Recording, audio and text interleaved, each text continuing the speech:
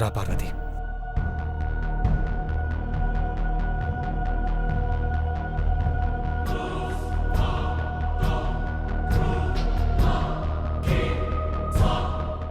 అమ్మ పార్వతిని వెళ్ళిపోమని కోపంతో అన్నది కానీ మనసులో ద్వేషం పెట్టుకోలేదు.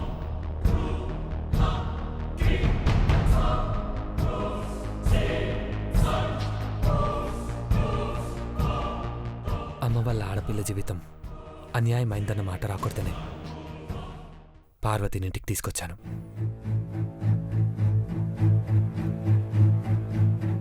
అలా ఎలా? నీలాంబరి, ఈ విషయం ఇంతటితో వదిలేసి పెద్దబాబు ఏం చేసినా మంచి చేస్తాడు.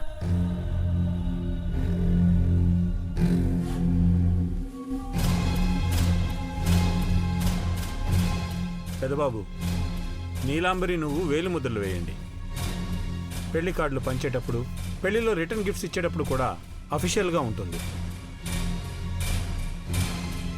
వేలి ముద్రలు ఎందుకు బావుగారు? మొత్తం అరచేతిని ఇంకులో అద్దమనండి.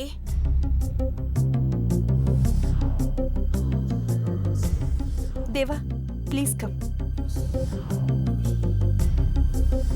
రా నాన్న.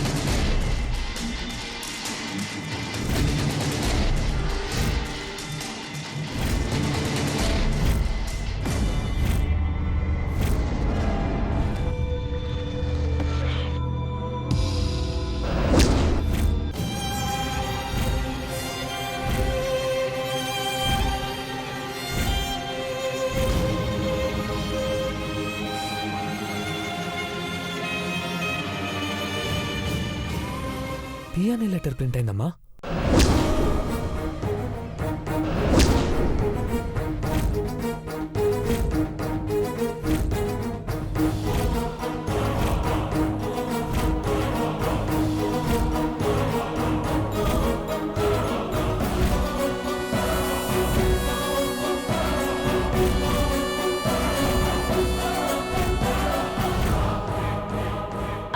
అదేంటి నాన్న?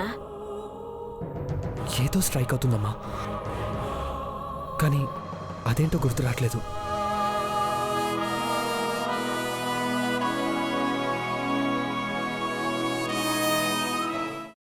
అమ్మా, అలాంటి వాళ్ళది నిజమైన ప్రేమ కాదు, అది వ్యామోహం.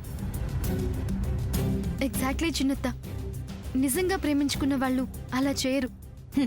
ఎంత మనసు విరిగిపోతే కన్న కూతుర్ని పట్టుకొని మా దృష్టిలో చచ్చిపోయా ఉంటుందా తల్లి?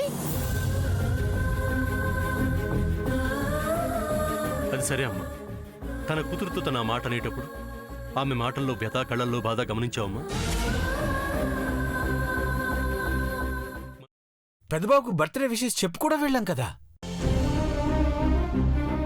ఊరికే ఎలా కాలిపోతుంది? మంట పెడితేనో పడితేనో తగలబడుతుంది.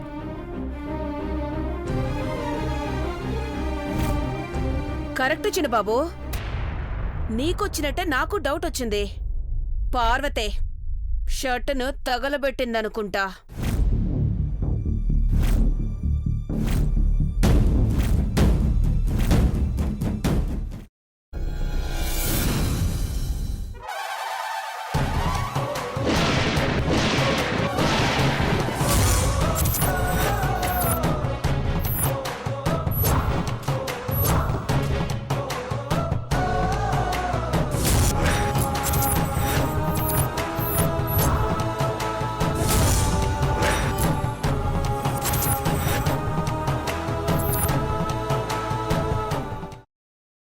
తర్వాత పొట్టు తీసేసి చాప్ చేసి పక్కన పెట్టుకోవాలి.